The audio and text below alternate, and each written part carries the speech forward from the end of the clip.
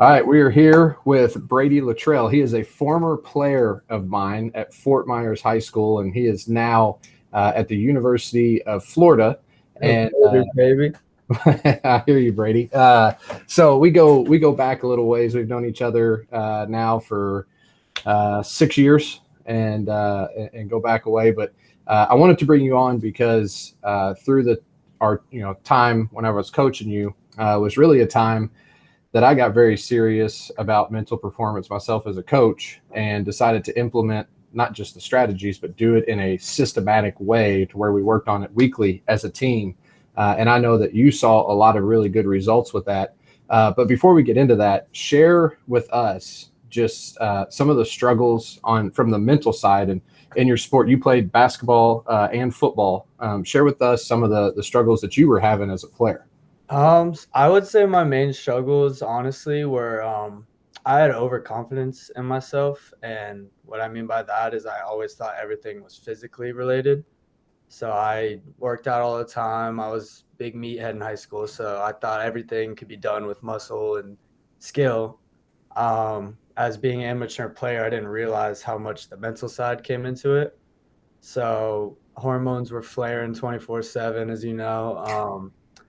Mentally, I was just out of it. Anytime I was challenged, had a bad day, I let it ruin everything, practice, games. So just actually focusing on the mental side, mental aspect, I realized that I can actually control how I think and how I feel no matter what happens in the day. And just being in a good mood just boosts your performance in general, both physically and obviously mentally.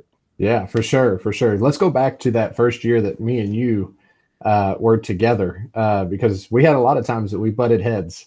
Oh yeah, it got rough. It got rough for first So, year for sure. one thing that I remember training you is that, the just like you said, just getting, frustrated at times. And that was one thing I always remember with you. You set high expectations for yourself Yeah. and you worked hard and you still do. You're a hard worker with high expectations, but sometimes would you agree that those expectations maybe kept you from just being able to relax and play? And I think that's a lot of kind of where we butted heads on some stuff is I could see where it would bother you and affect your game.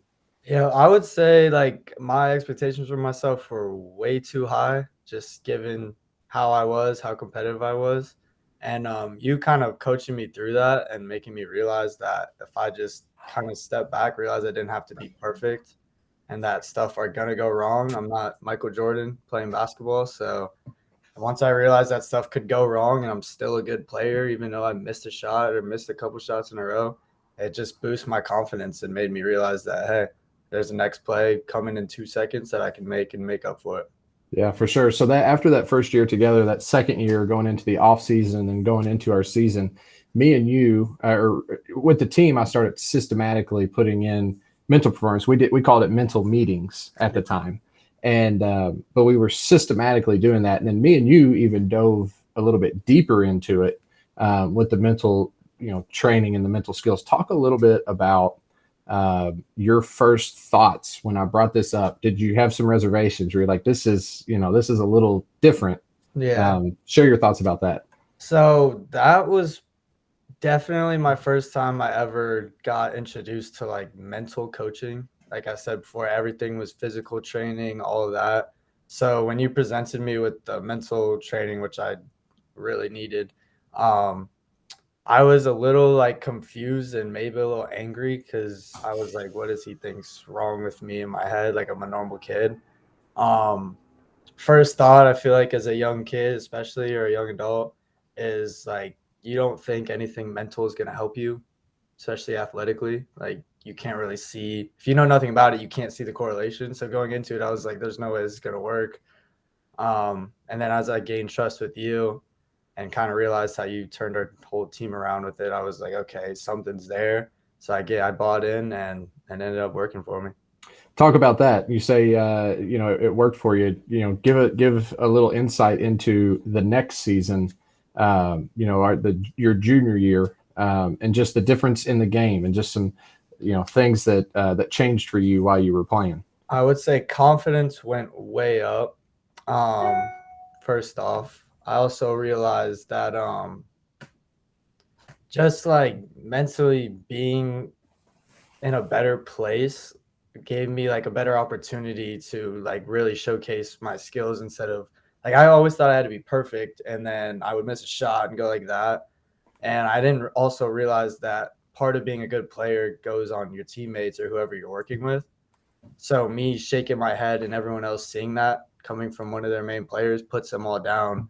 So I realized that being mentally strong and if I miss a shot and I'm still like clapping my teammates on the way back, like getting them ready to go, it just made everything go better.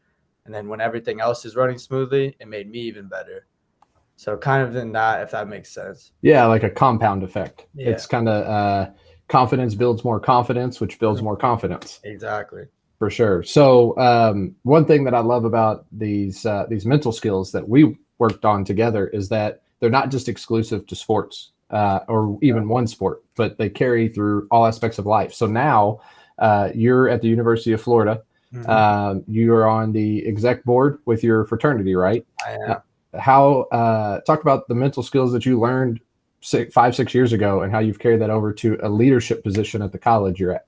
So I would actually say they come even more into play than they did athletically because now I'm dealing with a bunch of riled up kids that are coming into college for the first time. And my job with my exec board is to turn these kids and realize like, hey, you got to become a grown man.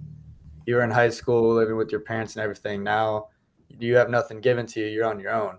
So we try to mentally kind of change them to realize like, look, you have a bunch of responsibilities and everything that you're doing now is mental. So when we lead them, we're like, look, you're gonna have bad days, you're gonna have this. Doesn't mean you're gonna not go to class, you can't not talk to your girlfriend and stuff like that. So really realize it like kind of instead of athletically, it turns into how someone lives their life instead. Yeah, for sure. That's awesome, man. That's great stuff. So, if a coach or an athlete is watching this video with us right now and they're like, I'm not sure, I don't know if the mental side of it's going to be that big of a difference. Maybe I want to use, the greater goal athletic skills and the strategies they have, but I just don't know. I don't know if it'd be that big of a difference. What would you say to that athlete or coach that's on the fence about mental performance training? I would definitely say you need to buy in. And if you are struggling with something, obviously you're looking for help in some way. There's no punishment for trying it out. I would put it that way. And another thing that helped me a lot is if you look up anything to do with Kobe Bryant or Michael Jordan, everything they talk about is the Mamba mentality. Everything starts with a mentality. So that really drove me. I'm like, all right, if Kobe was so strong on being mentally strong, why wouldn't I do that? So that Yeah, kinda helped me as well. So I'd awesome. definitely say buy in and give it a try. Awesome, man. Well, I appreciate it. Appreciate your time so much, and it's so cool to see, just how you've taken what we learned in the game of basketball and applied it to all aspects of life, and how that's carried over. So that's what we're after. That's what I'm after with Greater Goal Athletics. So it's really, really cool to see that, and thank you again for your time. Exactly. Thank you.